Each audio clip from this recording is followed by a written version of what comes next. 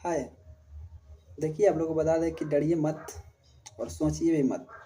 आज नहीं तो कल एग्ज़ाम होना ही था, जो कि आ गया एग्ज़ाम डेट। मात्र आपके पास 1 मंथ टाइम है। हम बात कर रहे हैं बिहार पुलिस को।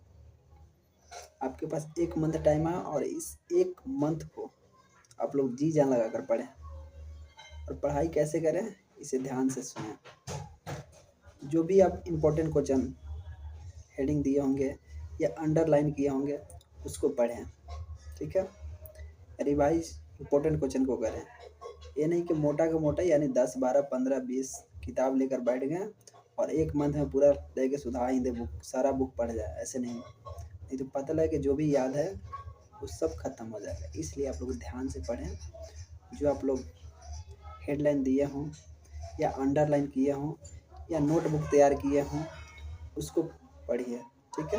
श्योर क्वालिफाई करेंगे, 100% क्वालिफाई करेंगे। इसलिए मैथ का ज़्यादा क्वेश्चन नहीं रहता है, 7 क्वेश्चन या 8 क्वेश्चन रहता है।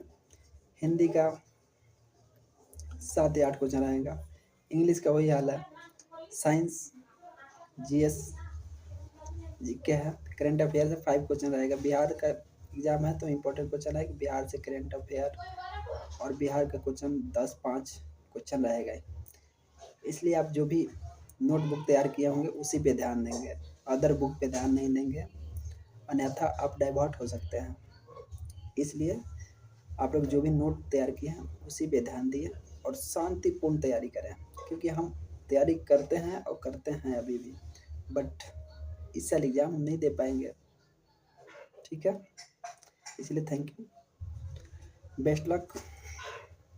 आप लोग तैयारी करें जमकर और क्वालिफाई करें। मेरी आपको